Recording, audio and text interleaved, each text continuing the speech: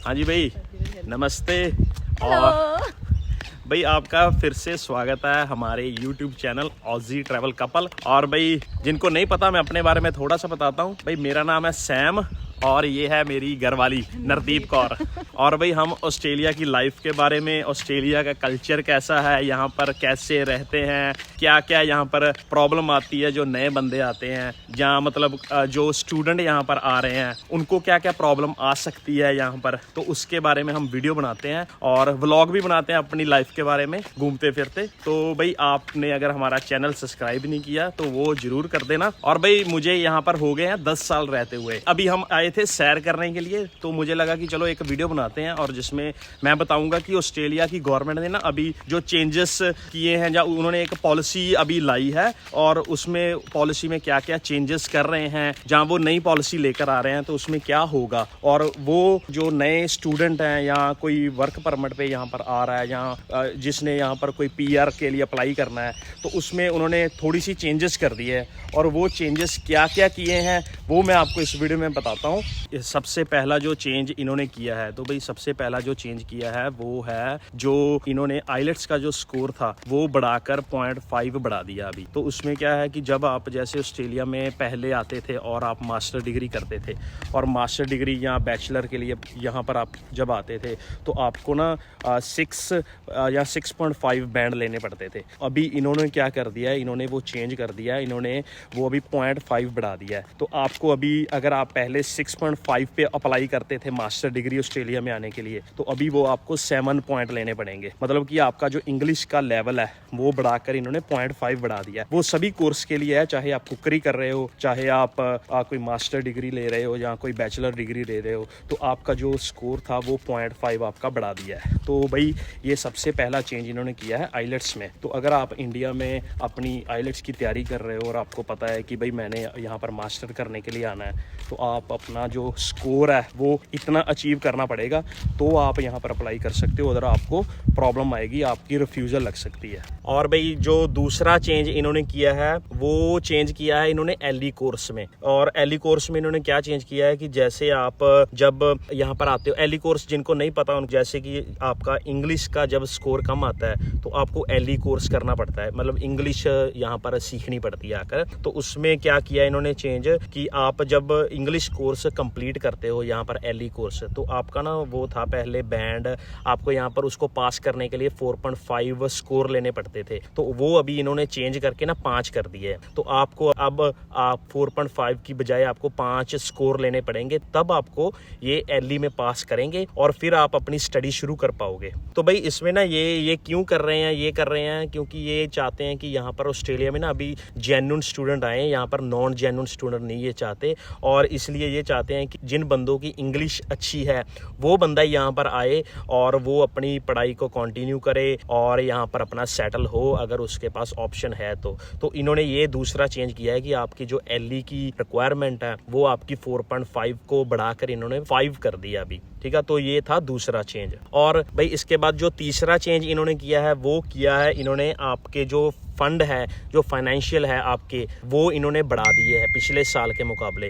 तो पहले क्या होता था कि जो इनका क्राइटेरिया है कि मतलब 1 साल का जो आपका खर्चा आता है ना वो अराउंड $21,000 के करीब आता है 1 साल का। तो जैसे हम इंडिया से पहले आते थे तो हमारा जो फंड था वो हम शो करते थे अराउंड 20 लाख या 25 लाख रुपीस, है ना, वो शो करते थे। तो अभी इन्होंने वो बढ़ाकर वो कर दिया है, 30% बढ़ा दिया है, क्योंकि यहाँ पर अभी ऑस्ट्रेलिया में यहाँ पर महंगाई बढ़ चुकी है। महंगाई के कारण जो आपका ईयरली एक्सपेंसेस है वो भी बढ़ चुके हैं, इसलिए इन्होंने वो 21,000 पे वो बढ़ाकर अभी वो $25,000 के करीब कर दिया है। तो मतलब ये कहने का है कि जब आप इंडिया से अभी आ रहे हो या मतलब किसी और कंट्री से आ रहे हो, तो आप ऑस्ट्रेलियन डॉलर के अकॉर्डिंग आना, वो नहीं पता मुझे, पर इंडिया के अकॉर्डिंग अगर आप पहले 25 लाख शो करते थे तो वो आपका ना अभी 25-30% बढ़ गया है। तो अभी आपको इंडिया से 30 लाख रुपए वो शो करने पड़ेंगे, वो आपको एजेंट बता देगा, लेकिन इन्होंने इंक्रीज किया है 30%, तो वो आपको वो शो करके यहाँ पर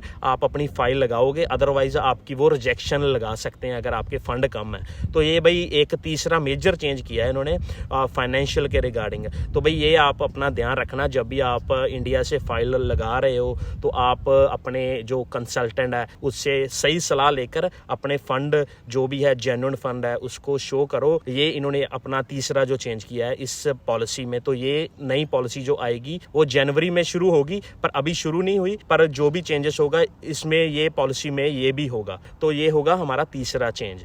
तो भाई जो चौथा चेंज इन्होंने किया है वो है जो आपकी टीआर है, जो आपका वर्क वीज़ा है। वो पहले था जब तो यहाँ पर कोरोना था, और कोरोना में इन्होंने क्या किया था कि आप जब टीआर डालते हो, अपनी 2 साल की टीआर डालते हो, तो उसके बाद इन्होंने क्या किया था कि कई कोर्सों में ना इन्होंने 3 साल का कर दिया था कि मतलब आप 2 साल के बाद अपना 1 साल की टीआर बढ़ा सकते हो। तो अभी इन्होंने वो नई पॉलिसी में इन्होंने क्या किया कि वो बंद कर दिया। आप अभी 2 साल के बाद अपना 3 साल जो साल का टीआर ले सकते थे वो नहीं अभी ले पाओगे। और ये इन्होंने किया है जो अपने सिटी एरिया जैसे कि मेलबर्न हो गया, सिडनी या पर्थ हो गया या एडिलेड होगा, जो बड़ी बड़ी सिटी है, अगर वहां पर आप स्टडी करके अपनी टीआर डाल रहे हो तो वहां पर तो आपको 2 साल का ही टीआर मिलेगा। और अगर आप कहीं रीजनल एरिया, इन्होंने अपने कोई रीजनल एरिया डेजिग्नेटेड किए हैं, जैसे कि कुछ एक लिस्ट है और उसमें इनके रीजनल एरिया है, अगर आप वहां पर जाकर रहोगे और वहां पर पढ़ाई करोगे तो वहां पर आप अपना जो टीआर है वो 2 साल की बजाय आपको वहां पर 3 साल का मिलेगा। तो ये एक चौथा चेंज है कि आप वर्क वीजा जो है 2 साल की बजाय अभी आपको 3 साल का नहीं मिलेगा। तो ये है इनका चौथा चेंज। और इसके साथ एक और चेंज है, वो चेंज ये है कि अगर जैसे कि आप पहले क्या करते थे कि जब आप स्टूडेंट वीजे पे आते हो और यहाँ पर आपने स्टूडेंट वीजा ले लिया और इसके बाद अपनी टीआर डाल दी, टीआर डालने के बाद आप फिर स्टूडेंट वीजा डाल देते थे, क्योंकि आपकी पीआर नहीं आपने अप्लाई की तो आप अपना अगला वीजा डाल देते थे। तो इन्होंने अभी क्या किया है, इन्होंने वो बंद कर दिया। ये कह रहे हैं कि आप स्टडी वीजा डालने के बाद जब आपकी टीआर फिनिश हो जाएगी, अगर आपने उस टीआर में 2 साल के अंदर अंदर आपने अपनी पीआर के लिए अप्लाई कर दिया, जहां अपने आगे का प्रोसेस शुरू कर दिया, तो ठीक है, आप दोबारा से स्टूडेंट वीजा नहीं डाल पाओगे। तो भाई ये इन्होंने बहुत बड़ा चेंज किया है कि आप यहाँ पर, क्योंकि ये नहीं चाहते कि जो बंदा यहाँ पर आए और वो नॉन जेन्युइन हो, मतलब कि वो आता है यहाँ पर, पढ़ाई अपनी फिनिश करता नहीं और आगे की आगे अपना वीज़ा बढ़ाता रहता है। तो ये नहीं चाहते कि वो बंदा यहाँ पर रहे। तो ये सिर्फ वो बंदों को यहाँ पर रखना चाहते हैं जो जेन्युइन है और जो सच में यहाँ पर पढ़ाई करना चाहते हैं, वो इनको रखना चाहते हैं। इसलिए इन्होंने ये चेंज भी अपनी नई पॉलिसी में इनका होगा। तो ये आपको देखने को मिलेगा। और भाई इसके बाद जो अगला चेंज इन्होंने अभी करना है वो है कि जैसे जब आप इंडिया से आते हो तो आपने एक आइलेट्स का स्कोर दे दिया या पीटी दे दी, पर इन्होंने अभी क्या किया, अभी एक ना जीएसटी नाम का कुछ निकाला है जिसको कहते हैं जेन्युइन स्टूडेंट टेस्ट।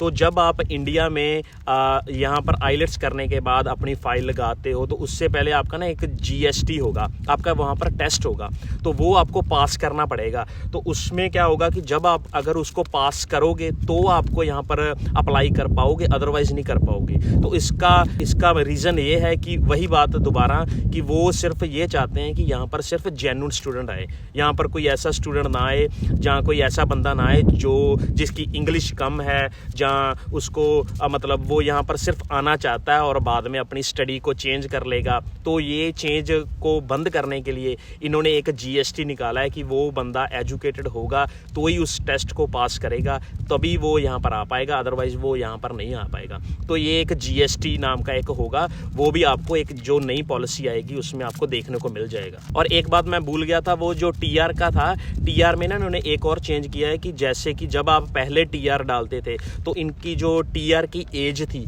वो थी 50 ईयर्स ओल्ड, मतलब कि आप अपनी जो टीआर है वो 50 साल तक डाल सकते हो। अगर आपकी एज 30 साल है या 35 साल है और तब भी आप पढ़ाई कर रहे हो यहाँ पर, तो आप यहाँ पर अपनी टीआर डाल सकते हो, तो आपको टीआर 2 साल की मिल जाएगी। पर इन्होंने अभी क्या किया, अभी जो 50 ईयर की एज थी उसको कम करके उसको 35 ईयर कर दिया है। मतलब कि आपकी अगर एज 35 ईयर्स से ज़्यादा हो गई है और फिर भी आप यहाँ पर स्टडी कर रहे हो तो आपको वो टीआर नहीं देंगे, क्योंकि इन्होंने अपनी जो एज थी वो 50 से अभी 25 ईयर्स कर दिया। तो ये एक और चेंज आया है। और भाई ये चेंज सिर्फ उन लोगों के लिए है जो बंदे यहाँ पर नए आ रहे हैं, जो मतलब वहाँ से अभी आना है जिन्होंने, और जो ऑलरेडी यहाँ पर रह रहे हैं और उनका जो प्रोसीजर चल रहा है उनके लिए तो कोई चक्कर नहीं है। पर जो इंडिया से अभी नए आना चाहते हैं या इंटरनेशनल आना चाहते हैं उनके लिए ये सारी चेंजेस होगी। जो यहाँ पर रह रहे हैं उनके लिए कोई चेंज नहीं होगा। और भाई ये पॉलिसी इनकी जो इन्होंने लाई है, इसका मेन रीज़न यही है कि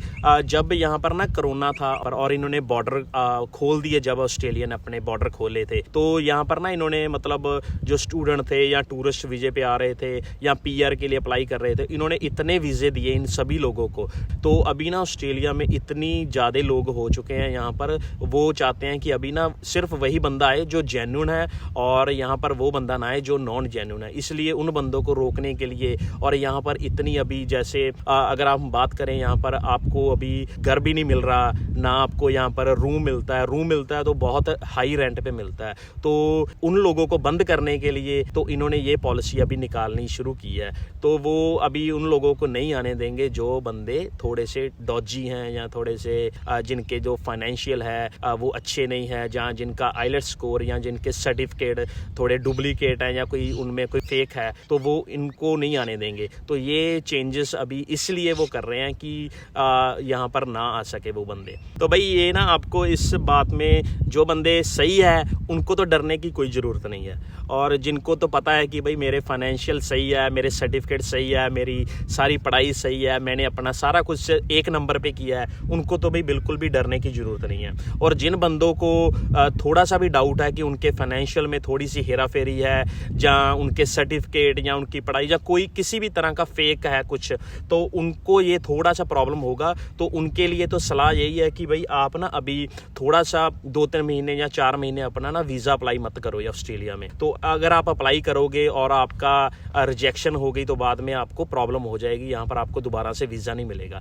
तो आप अपना थोड़ा सा वेट करो, 3-4 महीने वेट करो और अपने सही एजेंट से सलाह लो और उसके बाद अपनी फ़ाइल अप्लाई करो, ताकि तब तक आपको यहाँ के रूल का पता चल जाएगा कि क्या क्या इन्होंने अभी चेंज किया है। तो आप अगले 1-2 महीने तक अपनी फ़ाइल अप्लाई ना करो तो आपके लिए बेटर होगा। और भाई मैं अपने एक्सपीरियंस के अकॉर्डिंग बताता हूँ कि मुझे जैसे यहाँ पर ना 10 साल हो गए यहाँ पर रहते हुए, और ऑस्ट्रेलिया की गवर्नमेंट क्या करती है, ये हर 1-2 साल के बाद ना यहाँ पर थोड़ा सा टाइट कर देती है काम। पहले तो क्या करती है कि बंदों को बुलाती है, बहुत सारे बंदों को बुलाती है, और बाद में इनको जब लगता है कि यहाँ पर बंदे बहुत ज़्यादा हो गए हैं तो फिर ये रूल सख्त कर देते हैं, स्ट्रिक्ट रूल कर देते हैं। तो ये हर साल होता रहता है, इसमें कोई डरने की जरूरत नहीं है कि आप ऑस्ट्रेलिया में आ ही नहीं पाओगे। तो इस साल होगा थोड़ा टाइट होगा, अगले साल फिर हो जाएगा। तो ये तो चेंजेस चलते रहेंगे, इसका कोई इतना नहीं है। पर आप अपनी जो प्रोफाइल है उसको स्ट्रॉन्ग करो, अपने फंड है वो अपने जेन्युइन रखो, अपनी सर्टिफिकेट है वो सारी स्टडी कंप्लीट करो, और आपको यहाँ पर आने के लिए कोई भी रोकेगा नहीं। तो आप अपना ये सारा क्राइटेरिया पूरा करो और यहाँ पर ऑस्ट्रेलिया में आओ, और आप जब आपका दिल करता है। तो भाई चलो आज की वीडियो मैं यहीं पर ख़त्म करता हूँ, और होपफुली आपको ये वीडियो अच्छी लगी होगी। और अगर आपको अच्छी लगी तो आप अभी चैनल को सब्सक्राइब करना और वीडियो को लाइक करना। और अगर आपका भी कोई कमेंट है, आपको कोई इन्फॉर्मेशन चाहिए नए वीज़े के रिगार्डिंग या नई पॉलिसी के रिगार्डिंग, या कोई भी और इन्फॉर्मेशन चाहिए ऑस्ट्रेलिया में क्या क्या स्टूडेंट के रिगार्डिंग, स्टूडेंट को क्या प्रॉब्लम आ सकती है, जहाँ उनको का कोई क्वेश्चन है, कोई पीआर के रिगार्डिंग या कोई भी क्वेश्चन है, तो आप मुझे कमेंट में बता सकते हो। तो मैं आपकी भाई उसमें रिप्लाई भी करूँगा, और अगर मुझे पता हुआ तो मैं आपको उसका रिप्लाई भी कर दूँगा और आपको उसका पता भी चल जाएगा। अगर ना भी पता हुआ तो भी मैं थोड़ा सा सर्च कर लूँगा आपके लिए और आपको फिर उसका रिप्लाई कर दूँगा। तो चलो हम भाई आपको अगली वीडियो में मिलेंगे, और भाई तब तक के लिए नमस्ते, बाय बाय, टाटा।